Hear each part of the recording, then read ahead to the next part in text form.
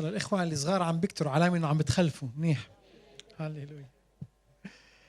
أول شيء بحب أشكر الرب لأنه الرب محوطنا ببركاته. جزء من بركاته إنه في حوالينا إخوة وخيات عم بيكرسوا ذواتهم لخدمة الرب، بيخدموا، بنغلوا، بيصلوا، بيروحوا، بيزوروا، بيجوا. هذا إشي رائع، مزبوط ولا لا؟ إشي رائع.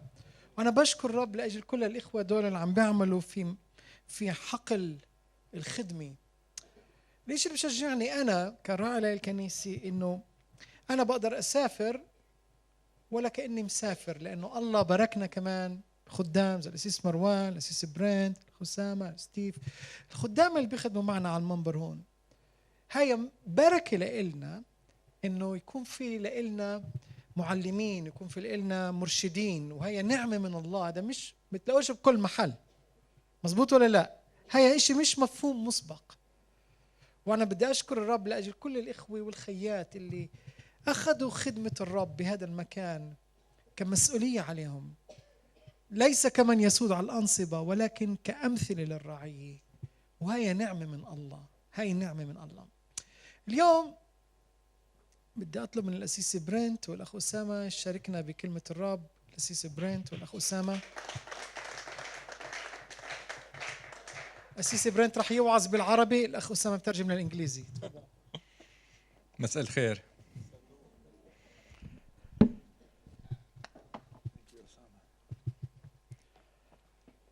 بدنا نركز شوي الليلة على قصة يوسف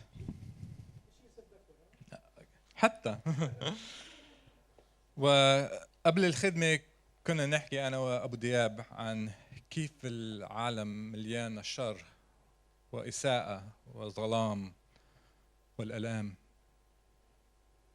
وهذا حق مزبوط.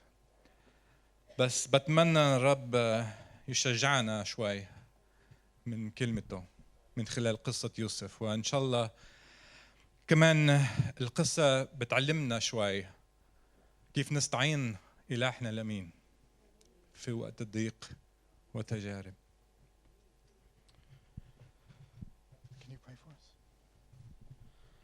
خلونا نصلي. إلهنا حي القدوس، يا رب نشكرك، نباركك، نعظم اسمك الطاهر القدوس يا رب. نشكرك من أجل القسيس برنت. نسألك يا رب أنك أنت تعطيه مسحة وقوة حتى يتكلم إلنا بما أنت يتقلت على قلبه يا رب، حتى تكون كلمة لأجل بنائنا، لأجل بناء ملكوتك، لأجل أنه نتقرب منك ونشبهك أكتر وأكتر. لاسمك يا رب نعطي المجد والحمد من الأزل للأبد، آمين.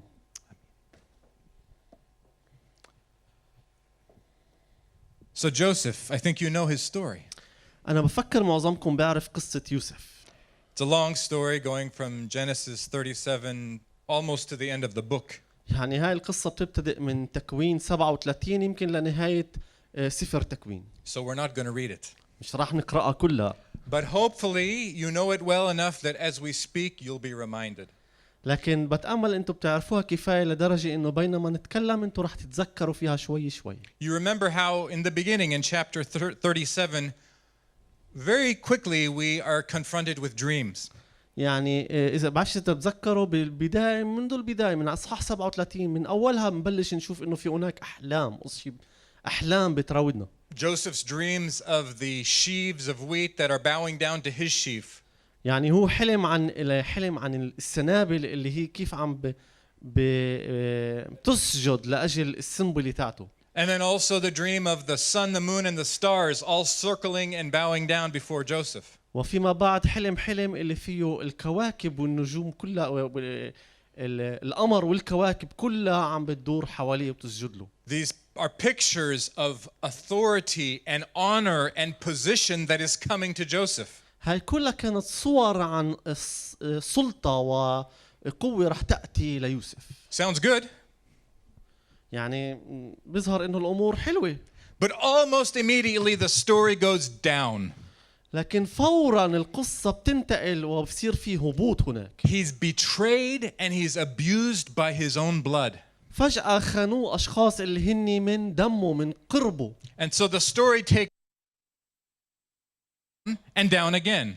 والقصة بتستمر وبصير في هبوط أكتر وأكتر وأكتر. And so his brothers sell him into slavery. وفيما بعد هناك بتشوف إحنا إنه كيف أخوته باعوه للعبودية. So first he's thrown down into the pit. وفيما بالأول ألقوه في حفرة. And then it goes down from there because slave traders take him down into Egypt. وبعدين في هناك تعون العبيد أخذوه وودوه على مصر. مرة أخرى في هناك هبوط. It's a further down.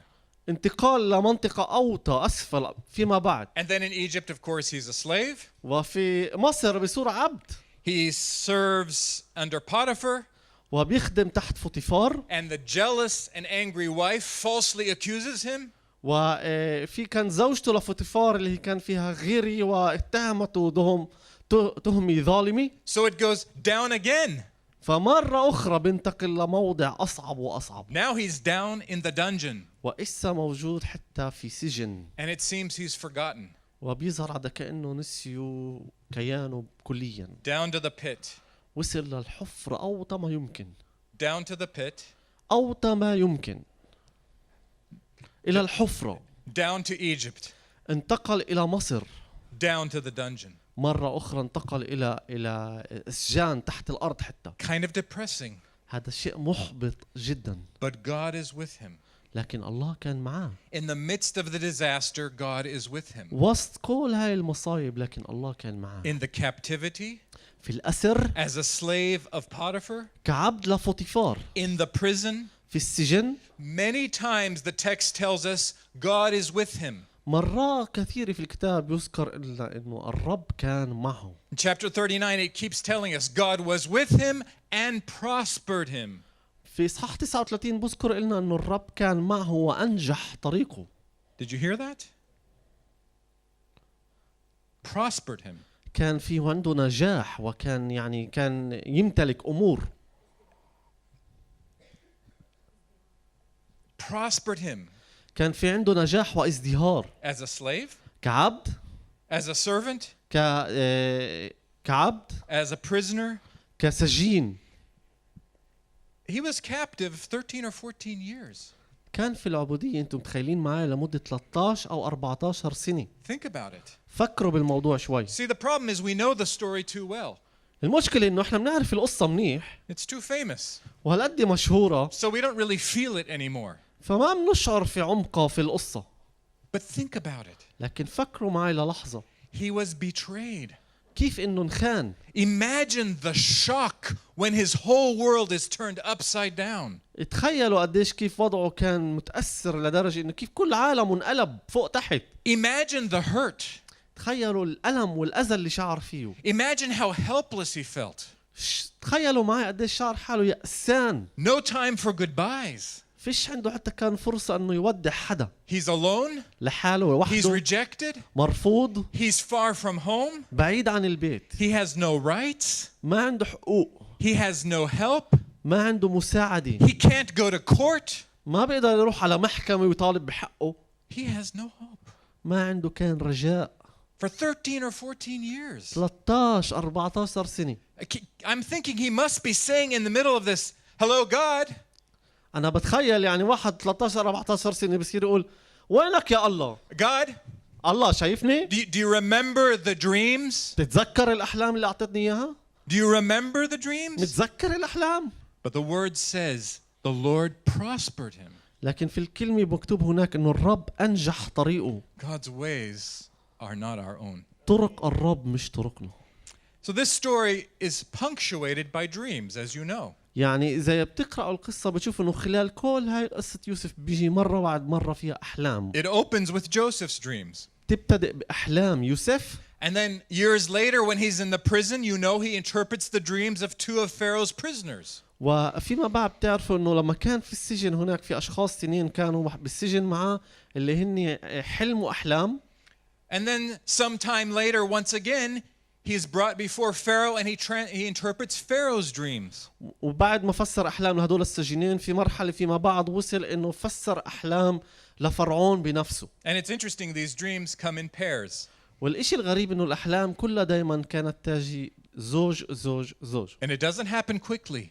وهذا الإشي ما جاء بسرعة. But eventually the dreams lead to his elevation. لكن فيما بعد هاي الأحلام كلها قادت إنه ارتفاعه. Eventually the dreams are fulfilled.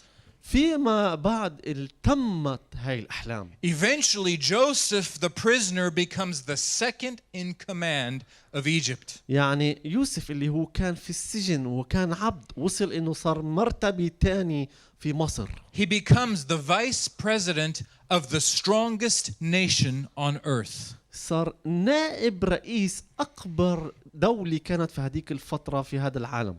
He's number 2 in the empire. وكان نمرة 2 في الإمبراطورية هاي. It's amazing. هذا الشيء رائع يعني إشي غريب. It's a miraculous turnaround. تغيير عجيب. And God continues to speak. والرب استمر يكلم فيه. He continues to reveal himself. واستمر يظهر عن ذاته لإله. He continues to lead his servant Joseph. واستمر يقود عبده يوسف. And through Joseph's wise administration, Egypt is saved. ومن خلال إدارة يوسف الحكيمة أنقذت مصر. In the middle of a famine, وسط لما كان في مجاعة. in the middle of a natural disaster, يعني كارثة طبيعية. the wisdom of Joseph saves Egypt. حكمة يوسف أنقذت مصر. And not only Egypt, the whole region. مش فقط مصر حتى كل شعوب المنطقة. The Middle East. الشرق الأوسط كله. The center of the civilized world. مركز العالم الحضاري في هذيك الفترة. That's you people. يعني إحنا اللي كنا ساكنين في هاي المنطقة. Now don't get proud because you were the center of the civilized world. يعني أسلافنا هن كانوا مركز العالم ما تتفاخروا بالقصة. But it was here. لكن مركز العالم في هذيك الفترة كان هون. And they are saved through Joseph's wisdom. وهن أنقذوا من خلال حكمة يوسف. The world is blessed. العالم اتبارك. So you know the story. تعرفوا القصة. Remember his brothers? إنه بالآخر أجوا عنده إخوته. They come down to Egypt to survive. أجوا على مصر حتى ينجوا. They're getting food. كانوا بده يشتروا أكل. And again it happens in pairs. They come twice. ومرة أخرى هذا الإشي الحدث على مرتين. أجوا مرتين على الزوج. Joseph knows them, but they don't know Joseph. هني يوسف عرفهن بس هني ما عرفوا. So he tests them. فامتحنن. It's hard. كان شيء صعب But عليه. finally he sees their distress. لكن فيما بعد بشوف قديش هني متضايقين. He sees the change of heart. بشوف إنه كيف قلبن تغير. He sees that they know they did wrong. بلاحظ إنه فهم إنه كيف هني عملوا أساءوا إليه. And he reveals himself. فبيكشف عن ذاته. They're united once again. مرة أخرى بتوحدوا. And finally, even Papa is welcome back. وفيما بعد حتى أبوهن بيجي وبيلتقوا مع بعض. Jacob and the whole family moves to Goshen, to Egypt. بكتاب مكتوب إنه يعقوب وكل عائلته أجوا سكنوا في منطقة غوشن في مصر. So in this story, the dreams are fulfilled. وتمت الأحلام في هاي القصة. In this story, what God says is what happens. في هاي القصة إيش الله قاله بالآخر تم. And actually, it goes back to dreams before this story. وحتى هذا الإشي بيرتبط بأحلام اللي كانت قبل هاي القصة. If you go back to Genesis 15, إذا بترجعوا على الحلم اللي كان في تكوين 15. Joseph's great-grandfather, Abraham. جده ليوسف اللي هو كان إبراهيم. And God speaks to Abraham while he's sleeping. بينما إبراهيم كان نائم الرب تكلم له في حلم. And he says, your descendants will go into Egypt. قال له نسلك سوف يذهب إلى مصر. They will suffer. راح يتألموا. And they will come out prosperous and many. راح يرجعوا من مصر وهن في غنى وفيهن بنجاح وراح يكون معهن أشياء كثيرة. And then Joseph's dreams. وبعدين كان أحلام يوسف. You remember them. ذكرناهن. He would be a ruler. الحلم الأول إنه راح يكون حاكم. He would receive honor and position. راح يحصل على مركز واحترام. Even from his family around him. حتى من عائلته اللي حواليه. And it happens. وهذا الشيء تم. In fact, 4 times in the whole story we are told that Joseph's brothers bow before him. حتى ذكر لنا في القصة إنه إخوته 4 مرات سجدوا لإله. The dreams are fulfilled.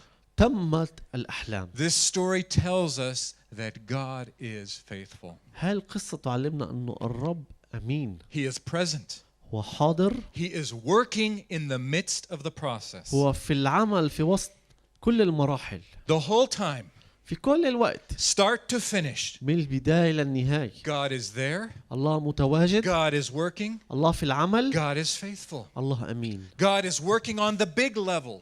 الله بيكون يعمل في الأمور الكبيرة. He's working on the personal level. وبيكون يعمل حتى في الأمور الشخصية. He cares for all the families of the earth. وبيهتم في كل عائلات الناس في الكرة الأرضية. He cares for Abraham. اهتم في إبراهيم. He cares for Isaac. اهتم في إسحاق. He cares for Jacob.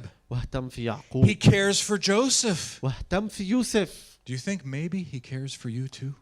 بتفكر معي كمان هو أكيد ناسيك ولا بفكر فيك؟ I think he does. أنا بفكر كمان هو بفكر فيكم. God had been with him the whole time. الرب كان معاه في كل المراحل. God was there when it seemed bad.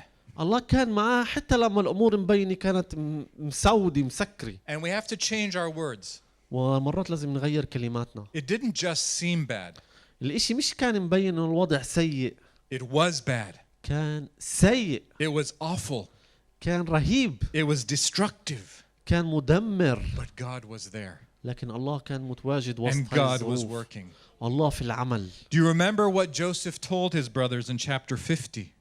بإصحاح 50 تتذكروا شو يوسف قال لإخوته؟ Joseph says, "You intended to do me harm, قال لن انتوا قصدتوا تعملي في السوء. but God intended it for good, لكن الله قصد من وراء هذا الاشي انه يكون شيء خير. to preserve a people." حتى يحفظ أمة وشعب. And it wasn't only the line of Israel who was saved. والإنقاذ مش كان فقط لشعب إسرائيل. The world was saved. كل العالم في هذيك The المنطقة أنقذ. civilized nations of the day were saved. كل الشعوب تاعون هذيك المنطقة أنقذت. That's what happened in Joseph's story. هذا اللي حدث من خلال قصة يوسف. But really, that's kind of the story of Genesis. لكن هاي قصة تكوين. It didn't start with Joseph. ما بلشت في يوسف. At the beginning of the story, it looked like things went down and down and down. ومرة أخرى بنشوف إنه هناك زي كأنه الأمور صارت من السيء لأسوأ لأسوأ. Not just the story of Joseph, مش فقط قصة يوسف. the story of our world. قصة العالم كله. In the beginning of Genesis, في بداية التكوين it looked like we, humankind, had ruined God's plans. بيظهر هذا كأنه إحنا البشر خربنا خطة الله في بداية التكوين. But God made the world good in the first place. لكن بقولوا الكتاب المقدس إنه الله صنع العالم إنه صالح جيد في البداية. And even though things went off course, ومع إنه بيظهر إنه الأمور زاحت عن مسارها، God was there. لكن الله كان متواجد. God was working. الله كان في العمل. And from the beginning, he was determined to heal his world. ومنذ البداية الله كان مخطط أن يشفي ويغير العالم. He promised to set it right. ووعد إنه راح يصلح كل شيء. So let's go back to Joseph's story. خلونا نرجع لقصة يوسف. At the end of his story, في نهاية القصة when his father Jacob moves to join him in Egypt. لما أبوه انتقل حتى يعيش معاه في مصر. Chapters 47 through 49. من إصحاح 47 ل 49. We read some interesting things. نقرأ بعض الأمور المثيرة. We are told that Jacob's whole family, the whole tribe comes. بيذكر لنا إنه كل السبط أو كل عائلته أجوا وسكنوا. And they are safe at last. ووصلوا لموضع الأمان. And we hear these things. وبنسمع هاي الأقوال. We hear that they are fruitful. بذكر لنا إنه هني مثمرين. We hear that they are placed in a good land. وبقول هناك إنه وضعوا في أرض جيدة. And we also read that Jacob blesses them all. وبيذكر لنا إنه يعقوب بارك كل أولاده. I want you to hear those words again. بدي إياكم تسمعوا هاي الكلمات مرة أخرى. Words from the text. كلمات اللي ذكرت في النص. They are fruitful. هن مثمرين. They are in a good land. في أرض جيدة. And they are blessed. ومباركين. Fruitful. مثمرين. Good. جيدين. And blessed. مباركين. Where have we heard these words before? وين سمعنا هاي الكلمات قبل بمرة؟ Go back to the beginning of the story. إذا بنرجع لبداية القصة، The whole story. بداية كل القصة، God made the world and saw that it was good. بقول الله صنع العالم ورأى أنه جيد، And he blessed them. وبقول هناك وهو باركهم، And he said, be fruitful. وقال لآدم حواء وكونوا مثمرين. What's my point? إيش اللي عم بحاول أقولكم؟ The story of Joseph once more is reminding us of the big story. مرة أخرى قصة يوسف تذكرنا في القصة الكبرى. God's purposes for Joseph مقاصد الله ليوسف are part of his purposes for the world. هي جزء من مقاصده لكل العالم. God's eyes and his heart were always on his whole world. عيناه الرب وقلبه دائما كان مهتم بكل الناس على الأرض. Think about when God called his great-grandfather Abraham. فكروا كيف لما الله دعا جده العظيم، يعني جده إبراهيم ليوسف In chapter 12. في إصحاح 12، Just after the big rebellion of Babel, مباشرة بعد التمرد الكبير اللي كان في بابل he chooses Abraham, اختار إبراهيم. a wandering shepherd. كان راعي، He was a nobody compared to the big empires he lived in. يعني بالنسبة للناس اللي حواليه اللي كانوا حواليه يعتبر لا شيء، And God calls him out لكن الله اختاره هو and blesses him وباركه and promises that through him all families of the earth will be blessed. ووعد انه من خلاله كل البشر سوف يتباركون. God's eyes are on the world. عيناي الرب كانت على كل العالم. And in the Joseph story, وفي قصة يوسف the promises begin to be fulfilled. الوعود ابتدأت تتم Through the seed of Abraham, من خلال زرع إبراهيم، through the great grandson Joseph, من خلال نسله ليوسف the world is blessed. العالم يتبارك، The nations are saved. الناس تنقذ. God keeps his word. الله بيوفي وعده. There's a very interesting story in chapter 47. بصح 47 في هناك شيء مثير للانتباه. Joseph brings his father. لما يوسف جاب أبوه، Jacob is old. يعقوب كان كبير بالسن He's weak. وضعيف He's lived in a lot of hardships. وعاش في ظروف صعبة، And he's just a shepherd. وكان مجرد راعي. And Joseph brings him in before Pharaoh. ولما جابوا ويقدموا قدام فرعون، Pharaoh is the strongest man in the world in that day. في هذيك الأيام فرعون كان أقوى رجل على الأرض. The shepherd and the emperor. عندنا هنا الراعي والإمبراطور. Who is the one in a position of strength? مين اللي هو في مركز القوة؟ Who is the one in a position of honor? مين المفروض في مركز الاحترام والقوة؟ In this little story, في هاي القصة الصغيرة 2 times Jacob the shepherd blesses the emperor. في هاي القصة يذكر لنا أنه مرتين الراعي بارك الإمبراطور. Through your seed, all nations of the world will be blessed. من خلال نسرك أو من خلال زرعك سوف يتبارك كل الأمم. God is fulfilling his purposes. الله لا يزال يتمم مقاصده. Now, so often the story of Genesis, it just looks like a disaster. كثير مرات لما بنفكر بقصة التكوين بنفكر إنه هذا إشي زي كارثي. It's all a mess. فيها لخبطيطة، قصة كبيرة. Honestly. يعني فيها دوش كبير القصة. If you look at the normal people like Cain or Nimrod or Lamech or the sons of God, إذا بتتأملوا أسامي زي قايين، زي نمرود، زي أبناء الله هناك يذكر لنا عن بعض الأشخاص. or even if you look at the heroes, أو حتى عن اللي هن كانوا أبطال. if you look at Abraham, إبراهيم. you look at Jacob and how he lived. يعقوب كيف عاش. If you look at Jacob's sons especially, أولاد يعقوب كيف عاشوا. a lot of it is not pretty. يعني الوضع ما كانش هالقد حلو. It's a story of idolatry, كان في هناك في عبادة وثن، a story of cheating, في كان غش، a story of rape, في اغتصاب، a story of murder, قتل، a story of hating your brother, أخو بيكره a أخوه، story of tricks. كلها فيها خدع. It's a disaster. يعني مأساة. In other words, it's a human story. في كلمات أخرى هي قصة البشر، حال البشر. And if we're honest, nothing much has changed. وإذا إحنا بنكون صادقين مع نفسنا بنشوف إنه فيش فرق كبير. We know some of these stories. إحنا بنعرف بعض هاي القصص. But the good news is God is present. لكن وسط كل هذه الظروف And الشيء الرائع إن the الله موجود. Lord does not quit. الله ما بيستسلم. In none of this is he surprised. ولا هاي إشي من هاي الظروف فاجأ الرب. In none of this does the Lord give up. ولا بواحد من هاي الظروف زي رفع إيده. In none of this does he stop loving. ولا بواحدة من هاي الظروف بيوقف He يحب. does not stop caring. ولا مرة بيوقف He يهتم. doesn't stop keeping his word. ما بيوقف يضله He يحافظ كلمته. He continues to call out. بيستمر يدعو He ينادي. calls Noah.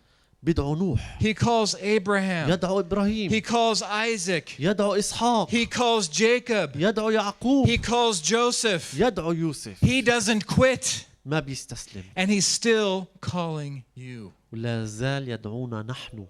The betrayal of Joseph was terrible. يعني إذا بتفكروا بالخيانة اللي مرقها يوسف شيء رهيب. It was painful. شيء مؤلم. It was evil.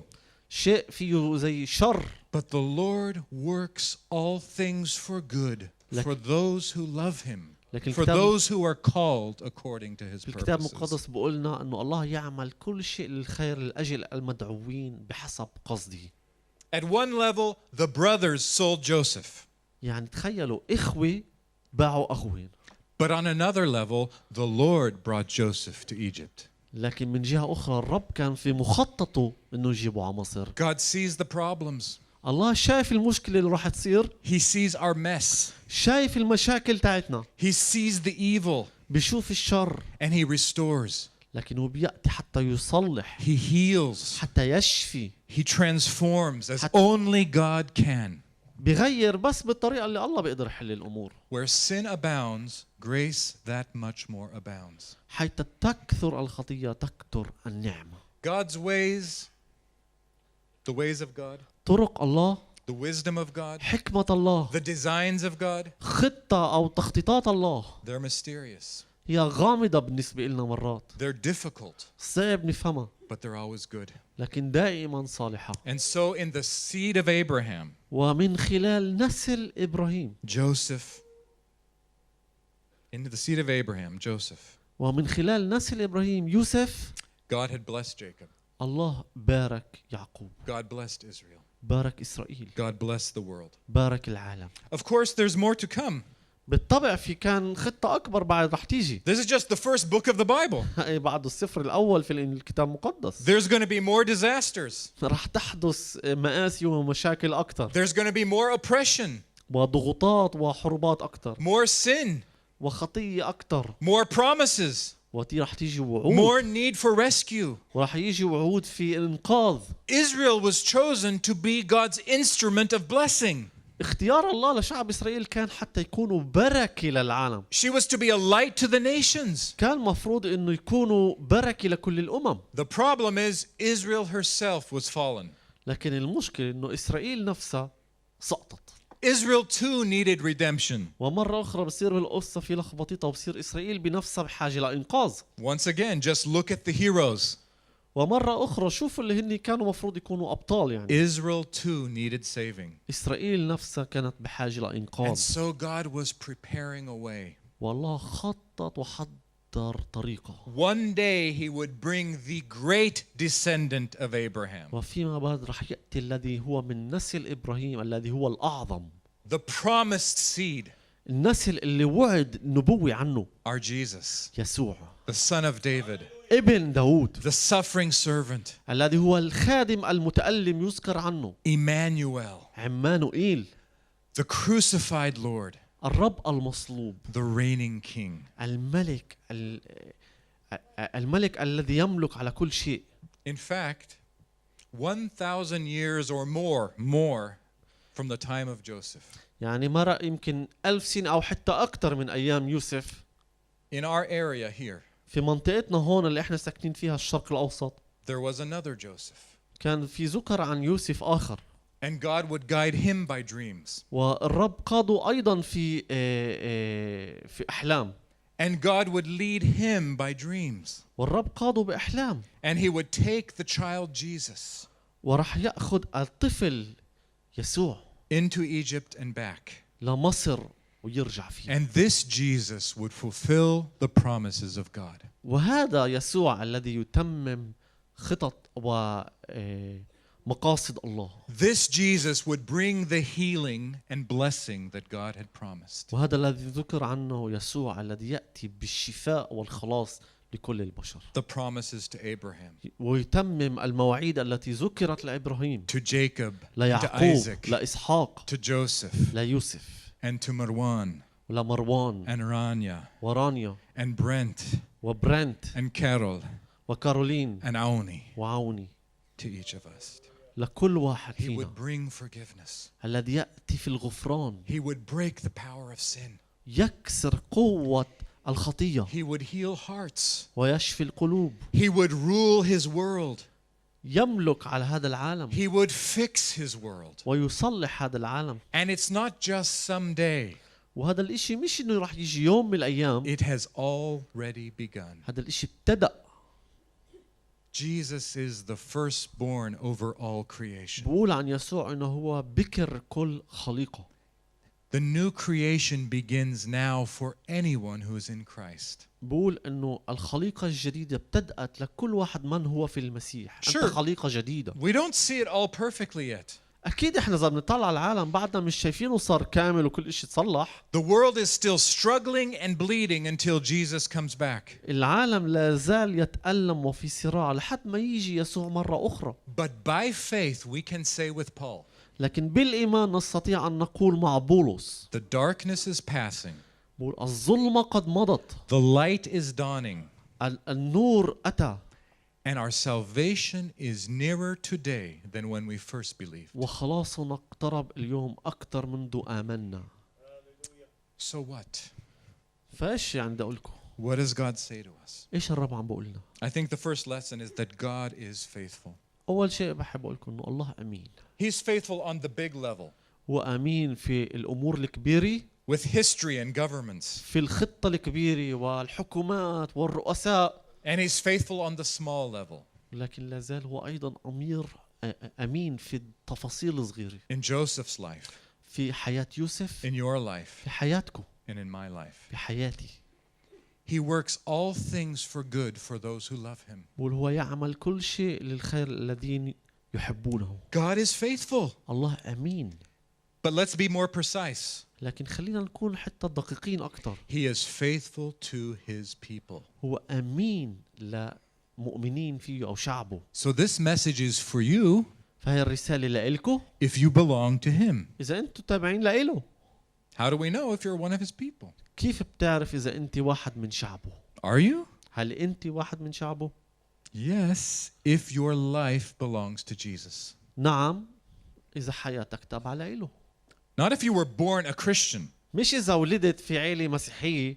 You are one of his people if your life is in Christ. بقول أنت واحد من شعبه إذا حياتك في المسيح. If you follow him.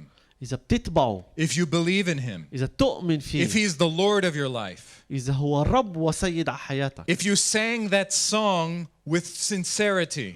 إذا كنت ترنم هاي الترنيمة بصدق. I want you first, Lord, above all else. نريدك أنت أول فوق كل شيء. Hebrews 12 tells us that we have a new covenant, a new relationship with God in Jesus. بعبرانيين 12 بقول إنه لنا عهد جديد، حياة جديدة في علاقتنا مع الله من خلال المسيح. It says we've been welcomed into Zion. بقول وإحنا رحب فينا في صهيون الجديدة. In other words, we've come into God's own city. يعني بكلمات أخرى إنه إحنا أجينا إلى مدينة الله الجديدة. We are citizens. إحنا صرنا مواطنين الدولة الجديدة. If we belong to Jesus. إذا تابعين ليسوع. Or Paul tells us. هيك بقولنا يا بولس. That if you belong to Jesus, you receive the promises given to Abraham. إذا أنت قبلت يسوع أنت حصلت على المواعيد التي أعطيت لإبراهيم. If you belong to Jesus, then Abraham is also your great-great-great-grandfather. إذا أنت قبلت المسيح فإبراهيم هو جدك جدك أنت كمان. And if you belong to Jesus, then Paul can say to you, just like the Old Testament said to the Israelites. وإذا أنت تابع ليسوع بولس بيقدر يقول لك نفس الكلمات التي ذكرت لشعب إسرائيل في You are الماضي. beloved of God. أنت محبوب على قلب الله. You are chosen.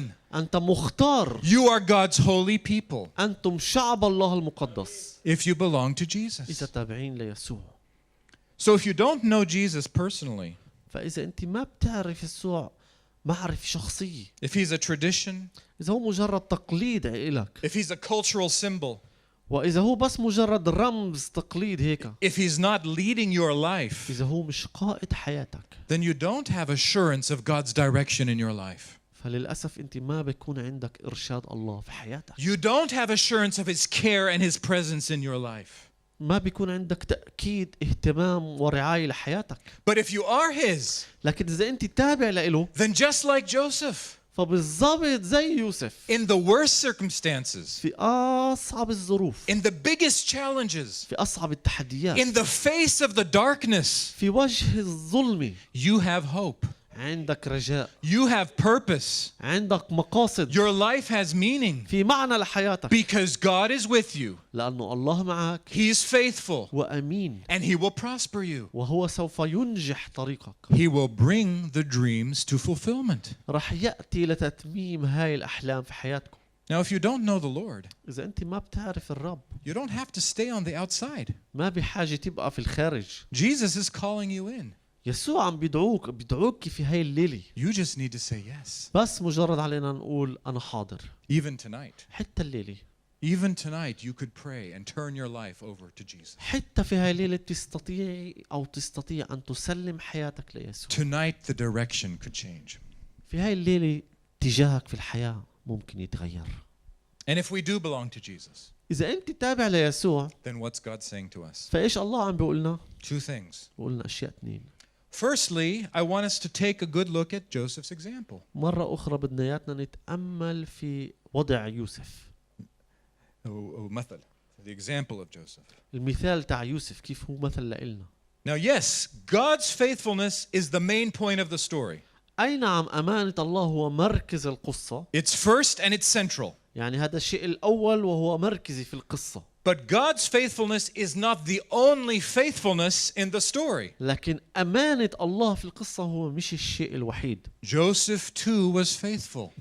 بذكر قلنا إنه يوسف نفسه كان أمين ووثق في الله. In the dark moments, he was obedient to God. حتى في اللحظات المظلمة كان طائع لله. Each step of the way. في كل خطوة. As the journey went down and down and down. بينما رحلته صارت أصعب وأصعب وأصعب. He didn't bail out. He didn't quit. ما تراجع. He too remained faithful. هو أيضا بقي أمين. He easily could have become bitter. يعني بسهولة جدا ممكن صار يكون إنسان مرير متمرمر. Do you have reasons to complain? في حدا هون مش عندوش أسباب ممكن يتذمر؟ Has life been unfair to anybody here? يعني الحياة يمكن ما كانش هيك تقول الحياة عادلة معي. Joseph easily could have become bitter. ببساطة جدا يوسف كان ممكن يصير إنسان مرير. He had جداً. reason for selfishness. كان عنده ممكن كل سبب إنه يكون إنسان أناني. He had excuses to be angry. كان عنده كل الأسباب إنه يشعر أنا غضبان. He easily could have said, forget it, I'm just going to see what happens. I'm going to try it out with Potiphar's wife. يعني بسهولة جدا كان ممكن يقول تعرف شو، خليني أروح مع مرت فطيفار اللي بده يصير بصير.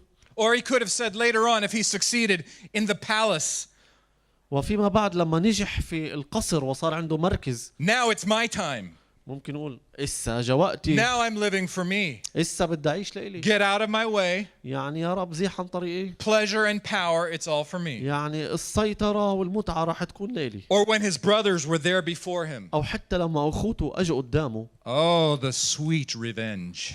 إسا يا لذة الانتقام. But he did not. لكن ما عمل هيك. Each step of the way he clung to his Lord. في كل خطوة تمسك في الرب. His Lord who was with him. الرب اللي كان معاه. And I think that's a challenge to us as the people of God. وهذا بشعر إنه تحدي لإلنا كشعب الله. To honor him with our lives.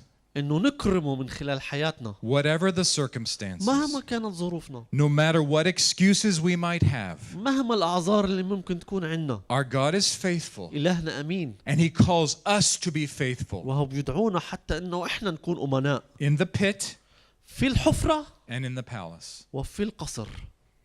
The Lord has saved us. الله أنقذنا، Let us live for Him. دعونا نحيا لأجله. And then secondly and finally, والنقطة الثانية اللي الله بيدعو لنا والأخيرة، if you belong to Christ, إذا أنت تابع ليسوع then you need to be reminded once again, فبحاجة تتذكر مرة بعد مرة the God who called you is faithful. أنه الله الذي دعانا هو أمين، He will do it. سوف يتمم وعده. He is present.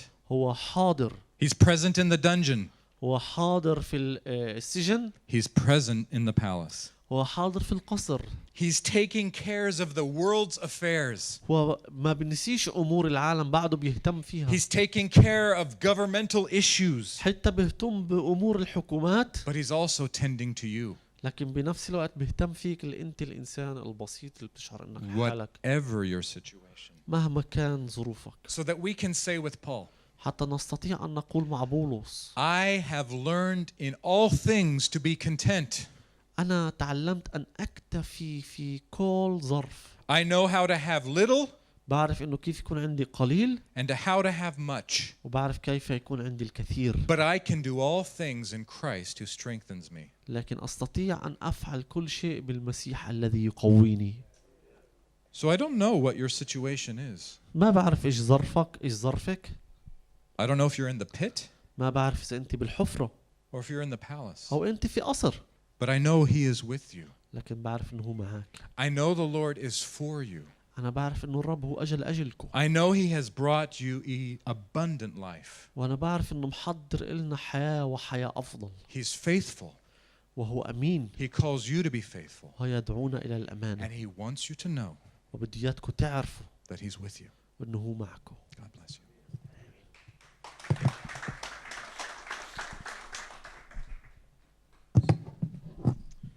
خلينا نوقف ونصلي باسم الرب يسوع. أشكرك أسيس برنت لأجل هذه الكلمات. شكرا لك يا سيد الرب، لأنه من خلال الكتاب نتعلم عن هذا الإنسان الرائع اللي اسمه يوسف، كيف كان مليء